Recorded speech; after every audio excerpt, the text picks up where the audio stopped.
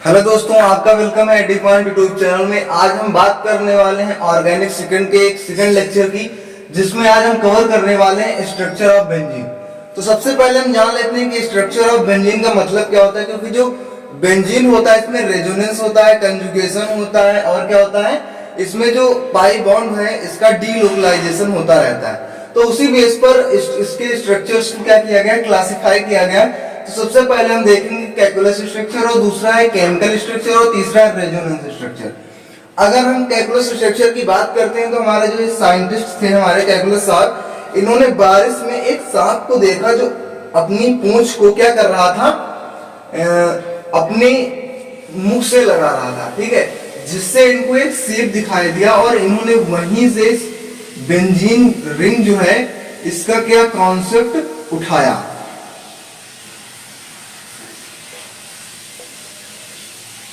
तो जो ये है हमारा, ये है कैलकुलस स्ट्रक्चर। क्या है? Calculus structure.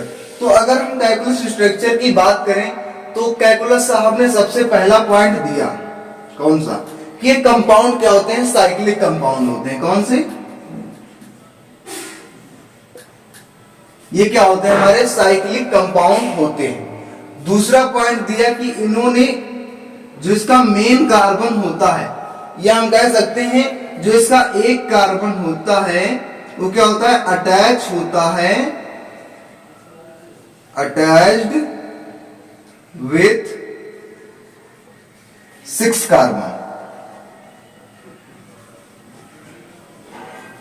ठीक है, दूसरा कॉन्सेप्ट दिया कि जो इसका पहला कार्बन होता है वो अटैच होता है 6 कार्बन के साथ में। और अगर हम इसके अगले चीज की बात करते हैं तो क्या है, ये एक साइक्लिक कंपाउंड है। क्या है ये? हाँ, साइक्लिक कंपाउंड है।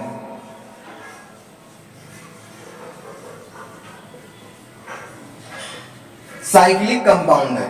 और क्या, ये काम करता है जो कि हकल रूल्स को क्या करता है, फॉलो करता है। हकल रूल को क्या करता है, फॉलो करता है।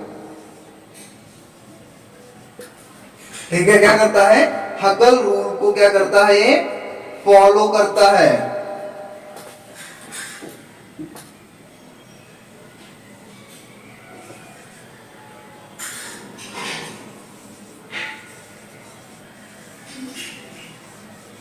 जिससे क्या पता चलता है, असल में देखिए मेन पॉइंट क्या है, अगर कोई चीज है वो हकल रूल को फॉलो करती है तो जनरल सी बात है वो एरोमेटिक कंपाउंड।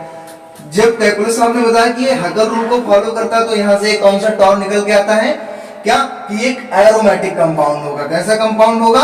एरोमेटिक कंपाउंड होगा। क्योंकि एरोमेटिक कंपाउंड जो होते हैं वो हकल्स रूल के थ्रू क्या करते हैं, एरोमेटिसिटी को शो करते हैं, यानी कि रिप्रेजेंट करते हैं, है ना, प्रेजेंट करते हैं। अब ये तो बात हो गई हमारे कैलकुलस स्ट्रक्चर की। अगर हम इसके केमिकल स्ट्रक्चर की बात करें, किसकी बात करें, केमिकल स्ट्रक्चर की, तो इस एक प्रकार से हम इसको क्या कहते हैं, ओपन कंपाउंड होता है। क्या होता है? ओपन कंपाउंड होता है, जिसमें इसके जितने भी एलिमेंट प्रेजेंट होते हैं बेंजीन रिंग में, उन सभी एलिमेंट्स को क्या किया जाता है, प्रॉपर शो किया जाता है। ठीक है, क्या किया जाता है, प्रॉपर शो किया जाता है। जैसे कि हम देख रहे हैं यहां पे,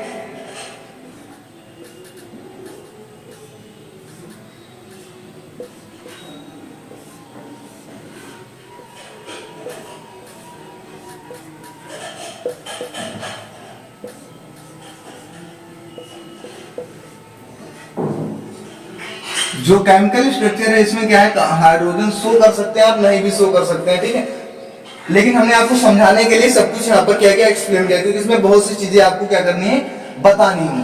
तो ये जो होता है, ये इसका होता है केमिकल स्ट्रक्चर। आप इसमें देख पा रहे होंगे क्या, कि जो इसका केमिकल स्ट्रक्चर है, इसमें जो मेन कार्बन है उस 6 कार्बन के साथ में क्या है, अटैच है। क्या है? अटैच है। और इसमें जो कार्बन और हाइड्रोजन एटम है, क्या, कार्बन और हाइड्रोजन एटम है, वो क्या है, एक सिग्मा बॉन्ड के थ्रू क्या है, एक दूसरे से कनेक्टेड है। अब इसका जो मेन पॉइंट आता है वो क्या है, हमारे जो ये थे हमारे केमिकल स्ट्रक्चर जो है इसका, वो क्या शो कर रहा है यहाँ पर, कि अगर कार्बन और हाइड्रोजन के बीच में बॉन्ड लेंथ की हम बात करें, किसकी बात करें, बॉन्ड लेंथ की बात करते हैं। अगर बॉन्ड लेंथ की बात करें तो कार्बन और हाइड्रोजन के बीच बॉन्ड एंगल जो बॉन्ड जो बनता है कार्बन कार्बन के बीच बनता है 1.3 डिग्री एंगस्ट्रॉम। 1.3 डिग्री एंगस्ट्रॉम, ध्यान रखना बहुत ही लॉजिकल कॉन्सेप्ट है। पेपर में एमसीक्यू बनना ही बनना कंपलसरी है, ठीक है, कि कार्बन कार्बन एटम के बीच में बॉन्ड एंगल कितना बन रहा है, 1.3 एंगस्ट्रॉम। हाई स्कूल का बच्चे, फर्स्ट ईयर का स्टूडेंट हो या इंटर का स्टूडेंट हो, मतलब आपके पेपर में क्या कर सकता है, क्वेश्चन पूछ सकता है कि बताइए कि कार्बन कार्बन एटम के बीच में जो बॉन्ड कंटेन्स हो रहा है वो कितने एंगस्ट्रॉम का है, ये चीज पूछ सकता है। तो 1.3 डिग्री एंगस्ट्रॉम। अगर कार्बन और हाइड्रोजन के बीच बॉन्ड लेंथ पूछता है तो लिखना है कितना, 1.5 डिग्री एंगस्ट्रॉम। अगर कार्बन से एक सिग्मा बॉन्ड से दूसरे सिग्मा बॉन्ड या एक सिग्मा बॉन्ड से दूसरे सिग्मा और पाई बॉन्ड के बीच में एंगल की बात करें, किसकी बात करें, एंगल की बात करें, अगर एंगल की बात करें तो 120 डिग्री का एंगल इसका बनता है, कितना बनता है, 120 डिग्री एंगल बनता है, ठीक है। 120 डिग्री का क्या बन रहा है, एंगल बन रहा है। और सबसे इंपॉर्टेंट बात है जो केमिकल स्ट्रक्चर में हमें क्या देखना है, हाइब्रिडाइजेशन ऑफ कार्बन कंपाउंड। तो कार्बन कंपाउंड पे जैसा कि हम देख रहे हैं यहाँ पर एक कार्बन एटम के साथ में 4 बॉन्ड जुड़े हुए हैं, जिसमें से 3 सिग्मा बॉन्ड होते हैं और 1 पाई बॉन्ड होता है। जब भी हम देखते हैं अगर 3 सिग्मा बॉन्ड है तो sp2 हाइब्रिडाइजेशन होगा, अगर 4 सिग्मा बॉन्ड है तो sp3 हाइब्रिडाइजेशन होगा, अगर 2 सिग्मा बॉन्ड है तो sp हाइब्रिडाइजेशन होगा, ठीक है। तो इन सब चीजों को ध्यान रखते हैं। तो यहाँ पर हाइब्रिडाइजेशन जो है वो है sp2 हाइब्रिडाइजेशन है, ठीक है, क्या है, sp2 हाइब्रिडाइजेशन है। पहला कार्बन एटम कितने कार्बन एटम के साथ में अटैच है, 6 कार्बन एटम्स के साथ, देख लेते हैं 1 2 3 4 5 एंड 6, ठीक है। तो ये बात हो गई इसके केमिकल स्ट्रक्चर की। अगर हम इसके रेजोनेंस स्ट्रक्चर की बात करते हैं, पॉइंट को कायदे से डिनोट करिएगा क्योंकि बहुत ही ज्यादा इंपॉर्टेंट है। आपके पेपर में 5 नंबर का क्वेश्चन ये बन सकता है, ठीक है, ध्यान से देखिएगा। अगर हम इसके रेजोनेंस स्ट्रक्चर की बात कर रहे हैं, बात करते तो रेजोनेंस जो इसका नाम है वही क्या कर रहा है, इसको क्लासिफाई कर रहा है, किसमें क्या होगा, रेजोनेंस होगा। रेजोनेंस होगा, कैसा हो सकता है, किस प्रकार से होगा, आपको कंप्लीट बताएंगे। तब तक के लिए वीडियो में जुड़े रहिए। रेजोनेंस की बात करते हैं, अगर रेजोनेंस की बात करें क्या होगा,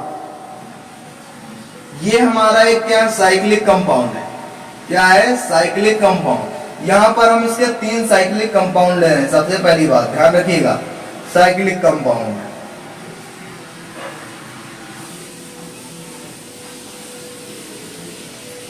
ठीक है। अब अगर हम रेजोनेंस की बात करें तो क्या होता है, इसमें पाई बॉन्ड होता है, क्योंकि बेंजीन की बात कर रहे हैं तो पाई बॉन्ड होगा। तो सबसे पहले कंजुगेशन विद पाई बॉन्ड, ये हो गया। अगर रेजोनेंस की बात करते हैं, ठीक है, तो इस पाई बॉन्ड का डीलोकलाइजेशन होगा, इस पाई बॉन्ड का इस प्लेस पे डीलोकलाइजेशन होगा और इस पाई बॉन्ड का इस प्लेस पे डीलोकलाइजेशन होगा।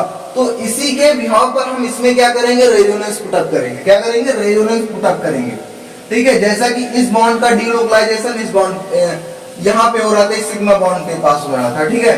तो ये हुआ, इसका ये हुआ और इसका ये हुआ, ये हो गया इसका डीलोकलाइजेशन। अगर हम इस बॉन्ड की बात करते हैं तो इसका डीलोकलाइजेशन इसके साथ, इसका इसके साथ और इसका इसके साथ। अब यहां पर क्या मिल रहा है हमें, कंप्लीट हाइब्रिड स्ट्रक्चर मिल रहा है, किसका, बेंजीन का। क्या मिल रहा है, कंप्लीट हाइब्रिड स्ट्रक्चर मिल रहा है बेंजीन का। तो ये होता है रेजोनेंस स्ट्रक्चर। ये 3 प्रकार से, मतलब कंप्लीट रेजोनेंस होने में 3 स्ट्रक्चर्स का यूज होता है, हम कह सकते हैं। अब इसके पॉइंट्स की बात कर लेते हैं। तो सबसे पहला पॉइंट, जैसा कि मैंने आपको बताया, कौन सा पॉइंट बनता है, इसमें रेजोनेंस होगा। क्या होगा, रेजोनेंस होगा, रेजोनेंस होगा। पाई बॉन्ड का डीलोकलाइजेशन होगा। क्या होगा? पाई बॉन्ड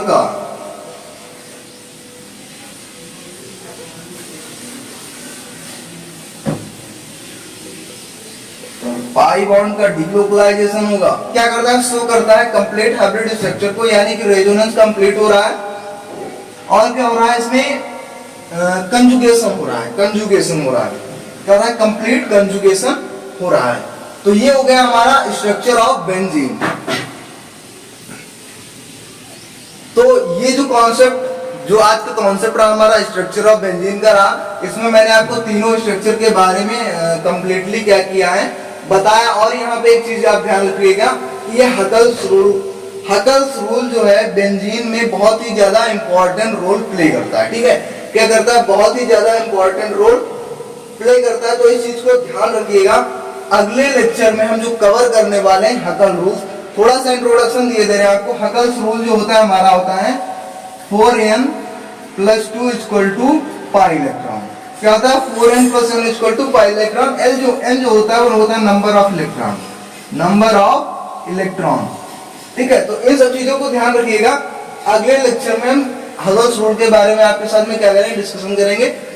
अगर आपको वीडियो पसंद आया तो लाइक करें, चैनल को सब्सक्राइब करें, कमेंट बॉक्स में कमेंट करना ना भूलें कि आपको वीडियो कैसा लगा। तब तक के लिए हर हर महादेव, जय हिंद, जय भारत।